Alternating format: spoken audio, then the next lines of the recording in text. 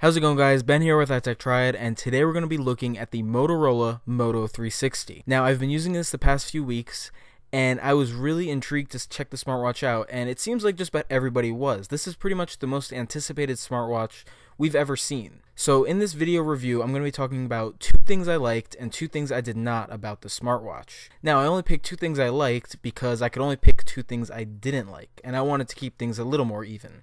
If you want to know more about the watch, go ahead and check out my full written review that is linked directly in the description for tons more details. But anyway, let's go ahead and get started. The first thing is the design. Now, of course, the design is round and it looks like an ordinary watch. It is great. And it's very premium. The stainless steel construction only adds to that. And also the leather band. It looks great. This is a very nice looking watch. And because it's round, it also feels better on your wrist. Now that said, I do wish the watch felt just a little bit more substantial or a little more heavy, but that's a matter of personal opinion. Now, on a side note on the design, that beveled glass has to be my favorite part. While it may be more prone to damage, I think that it adds a lot to the way the watch looks. Second, let's talk about the Qi wireless charging. Now, the Moto 360 uses Qi wireless charging to power up, and that's a really good thing. It makes the charging non-proprietary, which means if you lose or forget your charger, you don't have to order a new one. Any Qi-enabled charge pad should work. This one fact has actually saved me multiple times where I either forgot to bring my charger, forgot it at a friend's house, or forgot to charge it overnight and had to leave for work the next day. So Qi wireless charging, definitely a great addition, and it's something I want to see on basically every smartwatch. But next, let's go ahead and talk about what I don't like. Now, as I said, it was a bit hard to pick 2 things I didn't like about this watch, but the reason for that was because the 2 biggest ones were a pretty big deal. So let's go ahead and get into them. The first thing would be the performance. Now, the Moto 360 uses a fairly ancient Texas Instruments OMAP 3 processor, and that makes it prone to dropped frames and lag. Now, even on the low resource Android Wear operating system, this watch still struggles a lot. During my time with the watch, I did receive a software update that did dramatically improve things,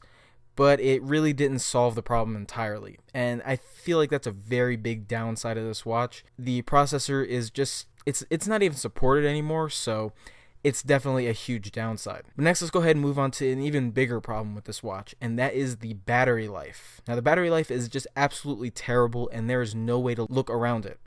I don't care how you look at it. You might hear a lot of people say that the watch will get you through a day, and while that is true, Motorola had to cut a lot of corners to do it. For one thing, the screen stays off most of the time, and that's with ambient mode off. With ambient mode on, the screen is on just a little bit more, but still not all the time. I see that as a downside, as I was using the LG G watch for a while, and I liked that the screen was always on, so if I just glanced at my watch, say while I'm at my desk, I could still see the time and a notification.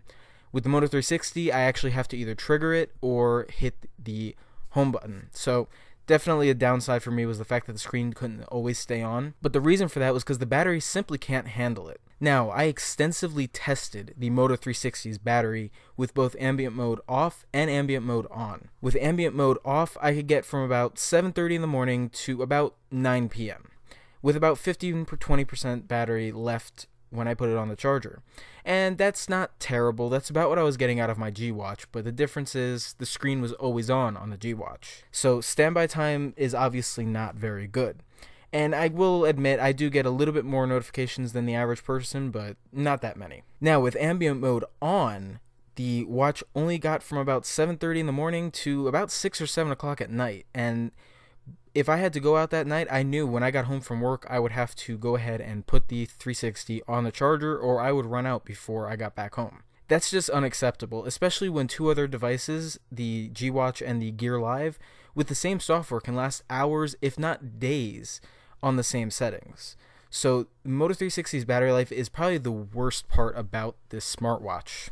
Overall, though, I'll give the Moto 360 a solid 7.7 out of 10. Pricing starts at $249, even though at the moment it's a bit hard to get your hands on because it's got some huge demand. But anyway, let's go ahead and do it for our video review. I hope you guys enjoyed it. If you did, make sure to go ahead and give it a like, comment with any questions you have about the Moto 360, as this is going to be my daily smartwatch, at least until something better comes along. So definitely go ahead and check out the full written review, which is again linked directly down in the description for a ton more details on the Moto 360. Thanks for watching this video, guys, and we'll catch you in the next one.